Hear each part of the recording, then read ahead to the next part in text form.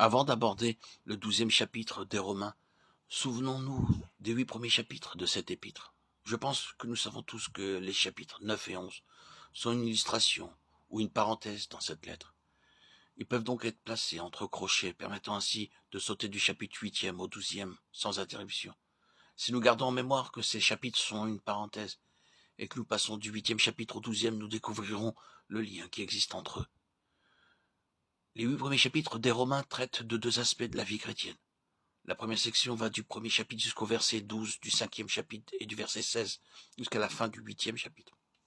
Dans ces 2 parties, l'apôtre veut faire voir aux croyants comment Dieu les a conduits vers lui. Cette démonstration est suivie par l'exhortation à la consécration et à l'offrande de nos corps pour faire la volonté de Dieu. C'est ce que nous lisons au début du chapitre 12. Ensuite, il nous est parlé du corps de Christ. Qu'est-ce que cela signifie ? C'est une chose qui se trouve dans le cœur de Dieu et dans son conseil éternel. Et le Christ de Dieu a été oint pour le mettre en œuvre. Cela s'appelle un mystère, un secret de Dieu, caché dans les âges passés, seulement porté à notre connaissance, maintenant dans cet âge présent. Romains 16, 25-26. C'est pourquoi nous devons découvrir la différence qui existe entre notre conception du salut et la conception divine du salut. Ce que nous pensons de la croix et la pensée de Dieu à l'égard de la croix. Ce que nous pensons du Saint-Esprit et ce que Dieu pense du Saint-Esprit. Ce que nous pensons des expériences spirituelles et la pensée de Dieu à ce même sujet. Nous croyons que la croix est le centre et la plus importante œuvre de Dieu. Loué soit Dieu. Cela est vrai, mais nous devons nous souvenir que la croix est le moyen de parvenir à une fin. La croix n'est pas une fin en elle-même. Le divin moyen, c'est la croix. Mais la finalité divine, c'est le corps. Si vous connaissez la croix comme Dieu désire qu'elle soit connue, vous retrouverez inévitablement dans le corps. Quand la croix effectue quelque chose de spécifique dans votre vie, vous êtes dans le domaine du corps. Il ne peut en être autrement. Si vous n'êtes pas dans ce domaine, c'est à coup sûr parce que la croix n'a pas accompli son œuvre, ou du moins que son œuvre n'a pas été pleinement achevée. Qu'est-ce que cela signifie ? De nos jours, la sainteté personnelle est très recherchée par certains croyants. C'est vraiment très précieux. La victoire dans nos vies est aussi une chose désirable. Il en est de même du salut. Loué soit Dieu pour le salut.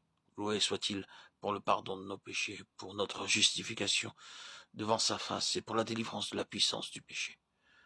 Mais souvenons-nous que Dieu n'a pas seulement déterminé de nous sauver et de nous accorder des expériences spirituelles, comme la délivrance personnelle et une vie victorieuse.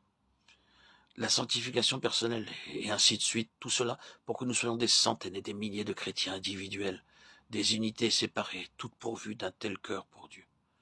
Ce n'est pas ce que Dieu cherche. Il se peut que les enfants d'Abraham soient comme le sable du bord de la mer, mais ils ne sont pas chrétiens. Le Seigneur n'a jamais désiré que les chrétiens soient des unités séparées.